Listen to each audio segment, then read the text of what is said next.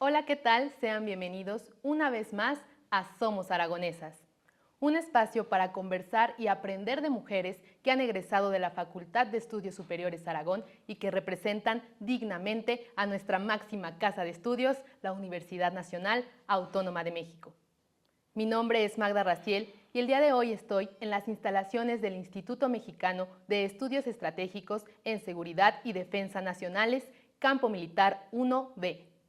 Me encuentro junto a una mujer que ha representado a México a través de distintos cargos en la Secretaría de Relaciones Exteriores, siendo embajadora en Filipinas y en Venezuela, directora general para las Naciones Unidas, cónsul de México en McAllen, Texas, entre otros distintivos cargos. Una trayectoria que enseguida conoceremos. Esto es Somos Aragonesas. Heréndira Paz Campos. En 1982, egresó de la carrera de Relaciones Internacionales, en la que obtuvo mención honorífica por la Escuela Nacional de Estudios Profesionales Aragón, hoy Facultad de Estudios Superiores Aragón, de la Universidad Nacional Autónoma de México. Cuenta con una maestría en Administración Militar para la Seguridad y Defensa Nacional, estudios que realizó en el Colegio de Defensa Nacional de la Secretaría de la Defensa Nacional, y es doctora en Defensa y Seguridad Nacional por el Centro de Estudios Superiores Navales, CESNAV. Forma parte de la primera generación de mujeres en obtener un doctorado en Defensa y Seguridad Nacional, con mención honorífica y distinción de primer lugar en el periodo de 2011 a 2014. En cuanto a su desempeño profesional, inicia su carrera como maestra de educación básica en 1978. Durante el periodo de 1981 hasta 1983, fue ayudante de profesor de la Universidad Nacional Autónoma de México en la licenciatura de Relaciones Internacionales. En 1984, por concurso público de oposición entre pares, ingresó al Instituto Matías Romero, la Academia Diplomática de México. Ascendió a los rangos de segundo secretario, primer secretario, consejero y ministro, por lo que en junio de 2006 recibió el nombramiento de embajadora de México de carrera. En la Secretaría de Relaciones Exteriores y en el exterior ha ocupado diversos puestos, 3 de ellos en el ámbito multilateral, en la misión permanente de México ante los organismos internacionales con sede en Ginebra, Suiza. Durante 1991 a 1996 fue delegada ante distintos órganos de Naciones Unidas y organismos internacionales. En el transcurso de 2001 a 2003 se desempeñó como coordinadora de asesores de la Subsecretaría para América Latina y el Caribe, así como directora general para el Sistema de las Naciones Unidas de 2003 a 2005. Posteriormente, de 2008 a 2010, funge como directora general de organismos económicos, regionales y multilaterales. También ocupó cargos en las direcciones generales para América del Norte y Europa. En el exterior, además de haber sido delegada en la misión de México en Ginebra, fue titular del Consulado de México en McAllen, Texas, de 1999 al 2001, en la Embajada de México en Filipinas en el periodo de 2005 a 2008. Posteriormente, el 4 de mayo de 2016, presentó cartas credenciales ante el presidente de Venezuela, Nicolás Maduro, como embajadora de México en ese país, con un alto grado de responsabilidad y compromiso, cargo que desempeñó hasta 2019. Actualmente, en el año 2025, es docente e investigadora en el Instituto Mexicano de Estudios Estratégicos en Seguridad y Defensa Nacionales. Además, es una mujer que hoy día es miembro del Consejo Mexicano de Asuntos Internacionales, COMEXI, quien participa en foros sobre temas internacionales. Heréndira Paz Campos está en Somos Aragonesas. Doctora, es un placer conversar con usted. Muchas gracias, Magda. Bienvenida al IMESDEN, que es el instituto, como acabas de decir, de más alto nivel de la Secretaría de la Defensa en el sistema educativo militar, donde colaboramos desde hace 4 años. El instituto empezó a trabajar en 2018 y nosotros yo llegué en 2021. Me da mucho gusto que estén aquí. Es un placer. Hemos visto parte de su trayectoria y me gustaría iniciar esta entrevista preguntándole por qué decidió estudiar la carrera de Relaciones Internacionales. Es una buena pregunta para reflexionar. Yo terminé la carrera de maestra normalista en contraesquina de estas instalaciones, en la Escuela Nacional para Maestros. Y yo terminé muy joven, entonces yo realmente estaba decidiendo qué iba a estudiar. Terminé a los 17 años entré muy chica. Esas son otras razones que tienen que ver con decisiones de mi familia, ¿no? Yo creo que no sabían mucho qué hacer conmigo y me metieron a la escuela temprano. Eso es real, ¿eh? Entonces, cuando terminé, fui a hacer unos exámenes vocacionales para ver cuáles eran mis preferencias, cuáles eran mis aptitudes, mis habilidades y tal. Y entonces, entre otras cosas, salió la carrera de Relaciones Internacionales, Derecho y Literatura. En mi familia hay varios abogados y yo no quería ser abogada. Entonces, una de las razones de Relaciones Internacionales es esa, de querer algo diferente, y además había estado estudiando inglés y empezaba a estudiar francés también. Y creí que podía aprovechar esas habilidades en el conocimiento de idiomas en otra carrera. Y me gustó. ¿Por qué decidió ingresar en FES Aragón? Ahí me tocó, no decidí, me tocó. Hacíamos examen, como algunos otros colegas que ustedes han entrevistado, nos llevaban al Estadio Azteca, hacíamos exámenes masivos, ¿no? De opción múltiple y tal, y entonces ahí determinaron que yo fuera a ENEP Aragón. Y mis padres, como son muy disciplinados, me dijeron donde te toque. Entonces, perfectamente, y fui muy, muy feliz en Aragón. Y entonces yo tenía maestros de todos lados. Tuve un maestro argentino, un maestro colombiano, mi maestro de francés es extraordinario. Casi a todos ellos los sigo viendo, de lo cercana que fue la relación entre alumnos y profesores en esa oportunidad. Estoy segura que el haber ya concluido su primer licenciatura le dio una visión más amplia al poder elegir una segunda carrera. Y usted menciona algo muy particular que me llama mucho la atención, que es la disciplina que viene desde casa. Sí. Quizá es esta la que la induce a buscar un doctorado en administración militar y seguridad en defensa nacional. ¿Por qué se interesó por esta maestría? A ver, yo dejé pasar mucho tiempo entre la licenciatura y la maestría porque seguí concursando, en este caso, para entrar al Servicio Exterior Mexicano, y el concurso, la convocatoria salió en 1983 y era un concurso de abierto donde teníamos que tener terminada la carrera, teníamos que tener idiomas, comprobar idiomas, nos hacían un examen físico y tal, concursé y me quedé. Fui parte, o soy parte, de la quinta generación de diplomáticos. Se llamaba entonces el Instituto Matías Romero de Estudios Diplomáticos y nos daban una formación de 10, 11 meses en distintas materias. Entonces, esa fue mi primera, terminando la carrera, termino en 82, en 83 me presento para concursar al examen, entramos en enero de 1984, terminamos en noviembre de ese año y empezamos a seguir concursando, porque la carrera del servicio exterior es por méritos, pero no solamente los méritos que realizas en tu vida cotidiana, sino que tienes que concursar para alcanzar mayores grados. En el caso del Servicio Exterior Mexicano, que es un cuerpo de carrera del Estado, igual que son el Ejército, la Armada, la Fuerza Aérea, son cuerpos permanentes del Estado. Entonces, estamos concursando todo el tiempo. Aquí, en el ámbito militar, se llama promoción y nosotros tenemos concursos para ascenso. Pasas de agregado diplomático a tercer secretario, concursas a segundo, a primero, a consejero, a ministro, y ahí se acaban los concursos y después, de acuerdo a los méritos y a la visibilidad que vayas teniendo y a lo que hagas, evidentemente, pues el secretario de Relaciones Exteriores en turno manda unas propuestas al presidente y es un nombramiento presidencial. Entonces, antes que estudiar la maestría, estudié en el Matías Romero.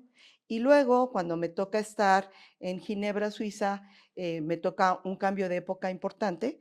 Se acababa la Guerra Fría, estoy hablando de 1991, y empezamos digamos, de hielo en las relaciones, ¿no?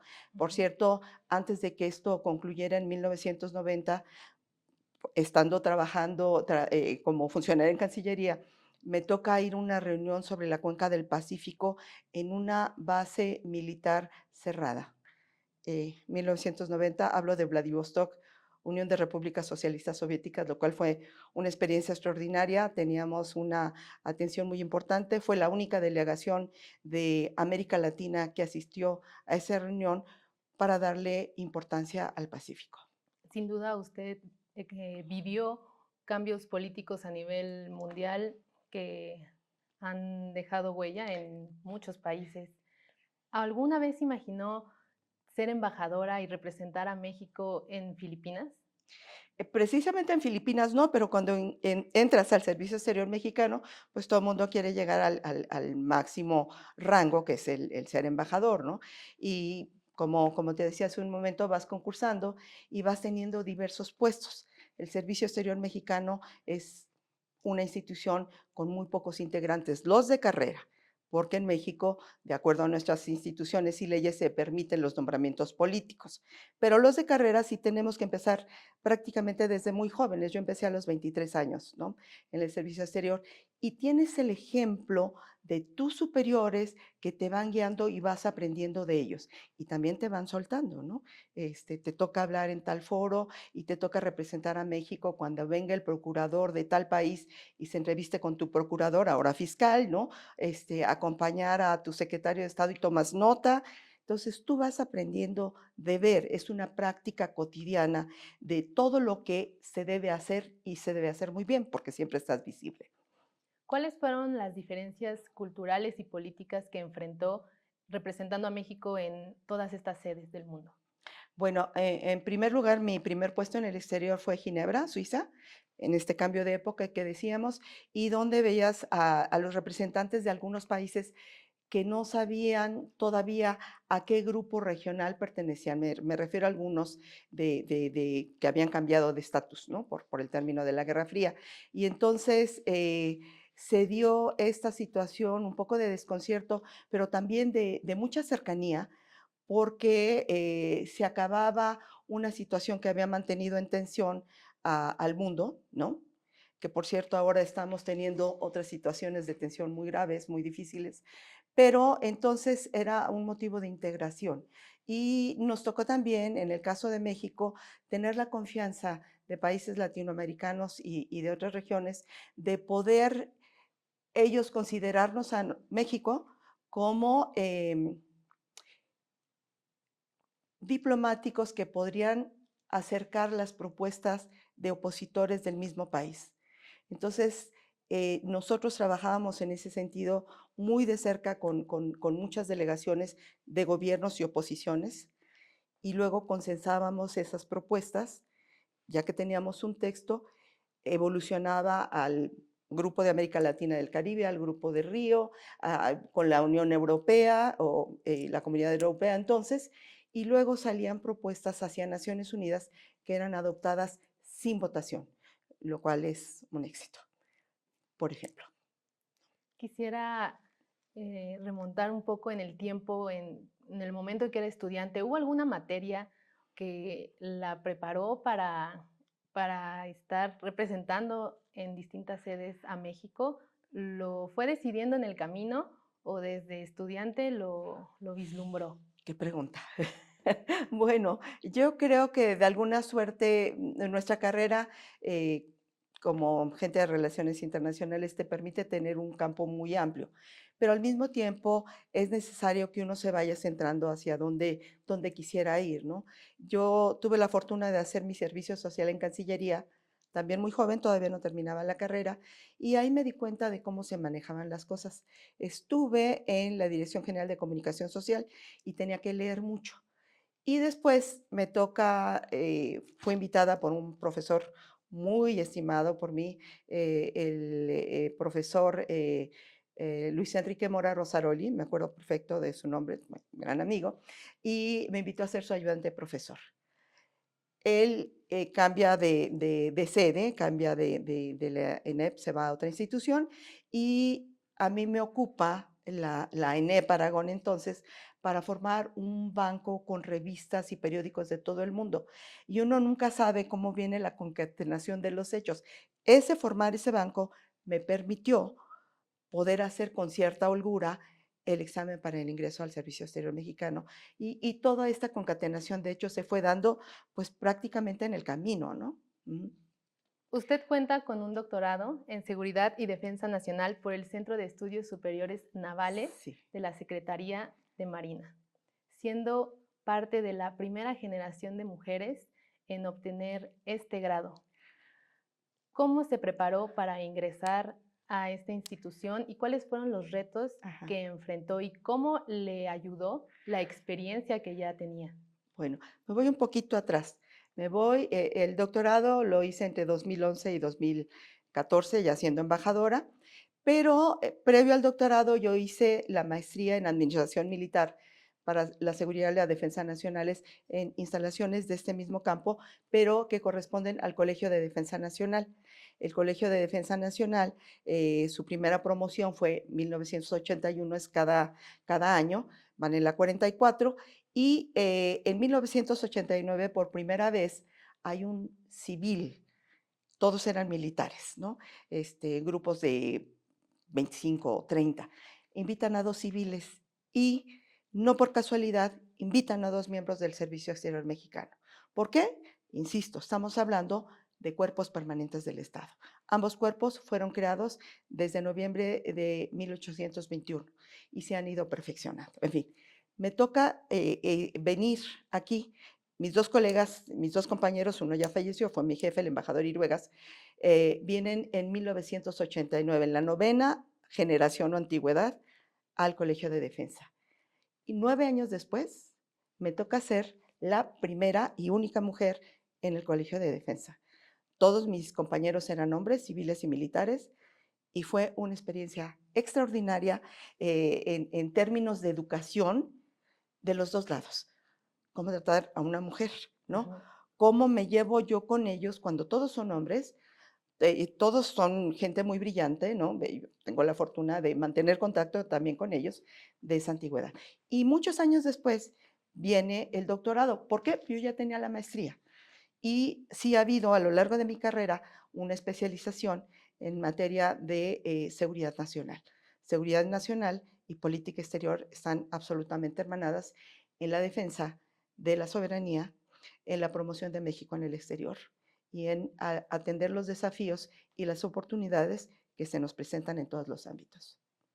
¿Por qué es que estos espacios no son tan priorizados para mujeres? ¿Por qué hay más hombres que mujeres en estas instituciones? En el doctorado, en esta antigüedad que fuimos la primera, fuimos dos mujeres y dos hombres. Dos mujeres civiles y dos hombres navales, militares. Entonces, hubo una cuestión ahí de género cautelada, cuidada por la Secretaría de Marina en esa ocasión. Y lo demás tiene que ver por cómo nos venimos desarrollando desde antes. Ha habido alguna generación en el Instituto Matías Romero donde hubo un cierto equilibrio entre hombres y mujeres, pero si avanzamos en la carrera diplomática, vamos viendo que en los grados más altos de la carrera diplomática, generalmente oscila entre el 27 y el 33% las mujeres. Se va dando así y tiene mucho que ver también porque a lo largo de la carrera algunas colegas, ¿no? No son acompañadas por su esposo. Entonces cambia la situación familiar, ¿no? A veces tus hijos se quedan a estudiar en otro país o los tienes que dejar en México porque no es compatible, ¿no? Entonces, son las condiciones mismas de la carrera, pero sí ha habido un avance importante, ¿no? Por ejemplo, aquí en el instituto se procura que haya siempre mujeres. Las antigüedades o promociones o generaciones en el instituto son anuales. Estamos por iniciar la séptima antigüedad y se procura que haya un número significativo de mujeres, ¿no? ¿Cómo es que ha conjuntado todas las áreas profesionales y cómo ha impactado en su vida personal? ¿Cómo le da tiempo de poder desarrollarse en tantas áreas? Yo he privilegiado sobre todo lo que estoy haciendo en el momento al 100%. Yo no he combinado dos cosas al mismo tiempo. Cuando estuve en el Colegio de Defensa y cuando estuve en el CESNAP, maestría y doctorado, estuve tiempo completo. Entonces yo no tenía que separar o dejar mis actividades profesionales por atender estos compromisos profesionales que además pues vas como representante de tu cancillería, pues tienes que dejar en alto el nombre de tu institución de origen, ¿no? No me tocó digamos, tener muchas pelotas en el aire. Y eso fue una condición absolutamente privilegiada.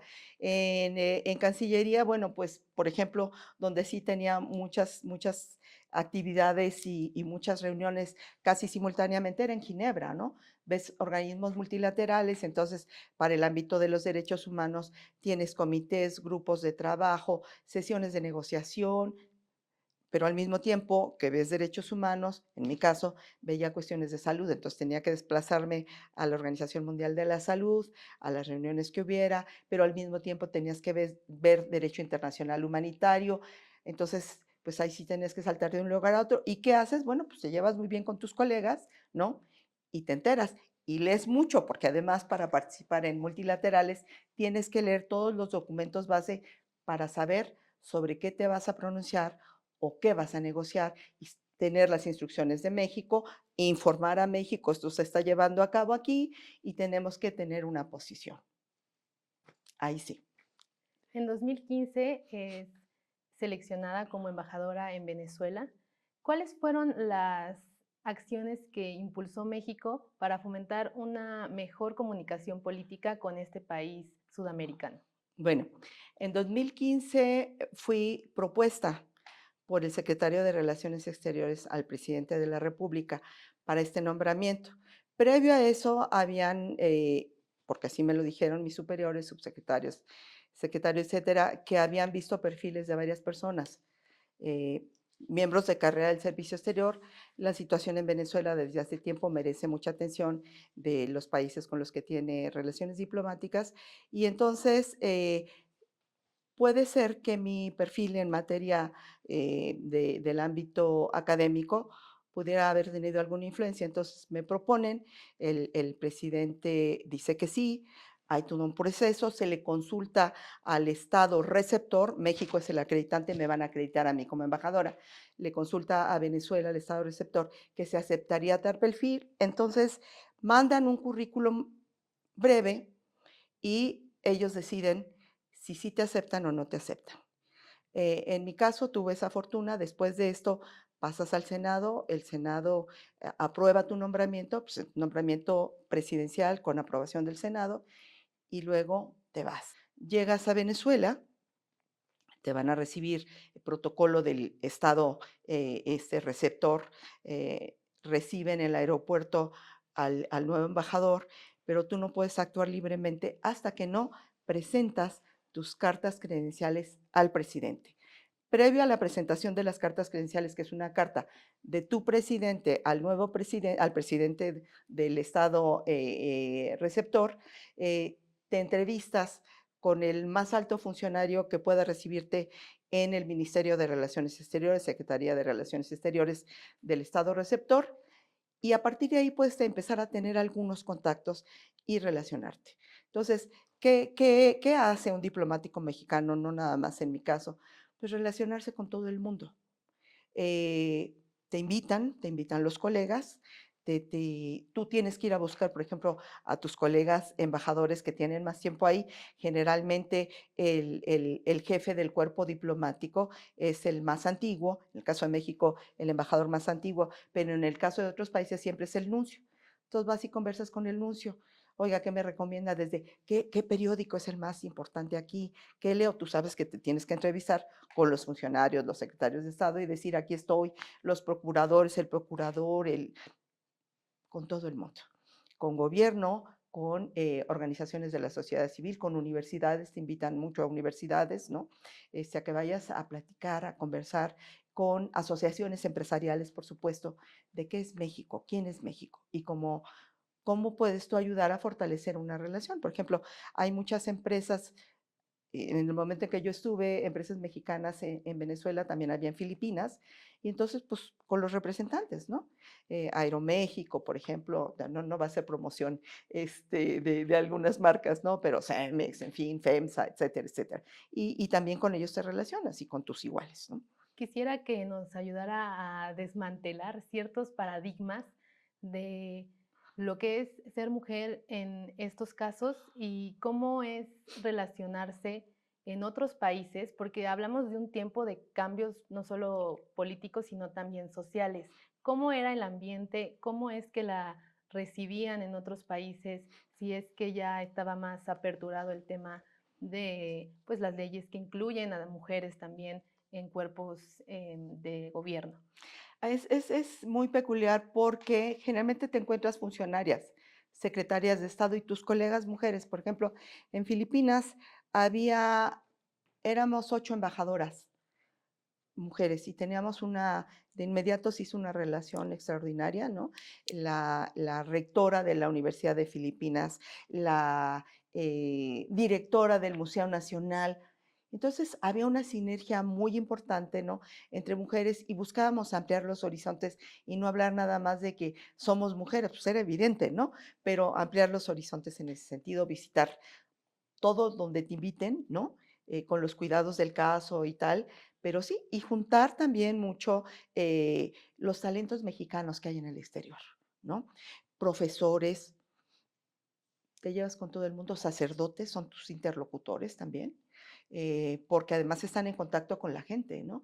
Por ejemplo, en Filipinas, cuando hacíamos la fiesta nacional, pues, venía todo el mundo. Y hicimos, digo, algunas de las cuestiones de promoción que tenemos que a veces no se notan demasiado, hicimos una gran exposición de trajes de Tehuana extraordinarios. Llevamos un traje de la China poblana antiguo, lo montamos en el museo más bonito con cooperación de todo el mundo, con varios patrocinadores, inclusive la directora del museo, mujer por cierto, ¿no? Entonces todo eso te facilita.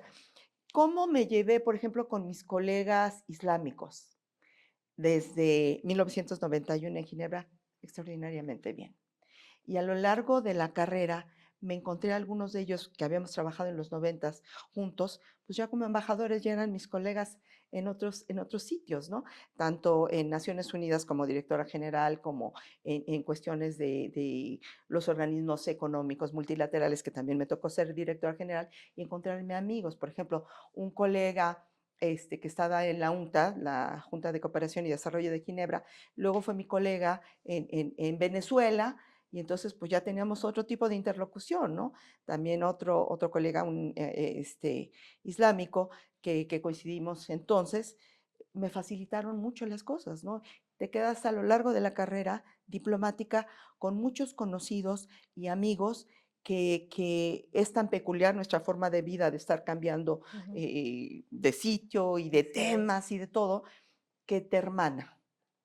Difícil que te lleves mal con alguien, pero inclusive si te llevas te llevaste en algún momento mal con alguien, cuando te lo vuelves a encontrar, tienes tantas cosas en común que eso une mucho, ¿no? Y ser mujer fue una ventaja para mí. Sé y reconozco que en otros casos no. ¿Dónde hubo una cierta desventaja? En mi Mientras concursé para ascender hasta ministro, se fue muy rápido. El lapso que hubo entre el nombramiento de ministro y de embajador, a pesar de que hubo 2 direcciones generales, una coordinación de asesores en una subsecretaría y ser embajadora, demoró un poco más de tiempo. ¿Existió una Pues resistencia no ahí? resistencia, quizá suerte, quizá lo que quieras, ¿no? Digo, a mí no me gusta, ver este rollo como Una revictimización quizá, ¿no? revictimización, no, me niego. O sea, me Claro, niego porque estoy aquí. porque ya estamos ¿Por qué y es un estamos? Porque hecho. estamos aquí, porque, o sea, me tocó ser la primera embajadora mujer en Filipinas, me tocó ser la primera embajadora mujer en Venezuela, Y los hechos hablan y los hechos por sí hablan. O solos, sea, de verdad que claro. sí, y además la interlocutora, por ejemplo, ministra de Relaciones Exteriores era Delcy Rodríguez y luego fue vicepresidenta y también había varias colegas mujeres, la representante de la Unión Europea, una embajadora extraordinaria, la embajadora de Turquía, la de Sudáfrica. O sea, y vivimos condiciones pues de mucho reto, ¿no? Y además también con la comunidad, pues te identificas muchísimo, ¿no? Mis colaboradoras, yo tenía 2 colaboradoras mujeres, éramos muy poquitos en la embajada en Venezuela, por ejemplo, extraordinario. Y con los hombres igual. O sea, todos teníamos que entrar al trabajo y que era muy demandante, por cierto, y tener muchísimo contacto con la comunidad. Y mis interlocutoras, mis subsecretarias en México, pues eran también muy atentas a lo que estaba ocurriendo. Doctora, actualmente se desempeña como docente en el Instituto Mexicano de Estudios Estratégicos en Seguridad y Defensa Nacional. ¿Qué significa para usted compartir sus experiencias y sus conocimientos dentro de las aulas de esta institución? Uy, es un gran honor y es volver a una institución en la que de alguna manera he tenido contacto, ¿no? Como te comentaba respecto de mis colegas de otros países diplomáticos, pues aquí también ha habido muchos colegas, ¿no? De los egresados y de la presencia de la Cancillería en las instituciones de educación superior, tanto de la Secretaría de la Defensa como la Secretaría de Marina. Doctora, qué respuesta tan agradable, tan Gracias, admirable. gracias. Y es por eso que para finalizar esta entrevista, quisiera que pensáramos en los estudiantes, las y los estudiantes de la carrera de Relaciones Internacionales que están mirando esta entrevista. ¿Qué consejo les daría para que logren concluir sus metas, alcanzar sus sueños? Y si es que tienen alguna inquietud de seguir los pasos que usted ha dado, ¿qué les diría? ¿Qué consejo les daría? Hay una metáfora que me dio una persona que fue mi esposo, que jugaba fútbol americano. Entonces decía que cuando te pescaban en el fútbol americano, tú tenías que seguir moviendo los pies, las piernas, como si estuvieras corriendo. Y eso significa que a pesar de que pueda haber obstáculos en la vida, que siempre los va a haber, pues tú no debes de dejar de mover las piernas. Y en este caso, no debemos de dejar de significarnos como seres humanos participantes, seres humanos estudiosos y seres humanos muy curiosos en los distintos ámbitos de desarrollo que podamos tener. Sí hay a lo largo de la vida muchos obstáculos normales, porque si no, pues no sería vida, ¿no? Pero hay que seguir moviendo las piernas y me refiero a seguir estudiando, a buscar diferentes campos, a concluir los ciclos. Titúlense, vale mucho la pena. Y una vez titulados, busquen nuevos horizontes, siempre hay nuevos espacios. Pueden terminar ciclos, pero los espacios siempre se van a abrir en otras latitudes, en otros ámbitos, en otros trabajos. Adelante, hay que seguir moviendo las piernas, moviendo el cerebro. Desafíos, todos, todos. Adelante con los desafíos. Gracias. Doctora, sin duda su experiencia profesional es una fuente de inspiración. A nombre del equipo de Somos Aragonesas, le doy las gracias por formar parte de esta serie que busca visibilizar el esfuerzo y el trabajo de nuestras compañeras egresadas de la Facultad de Estudios Superiores Aragón. Somos aragonesas. Muchas gracias nuevamente. Gracias, Magda. Un honor. Gracias. Gracias también a ustedes que nos acompañan en una emisión más. Mi nombre es Magda Raciel y esto es Somos Aragonesas.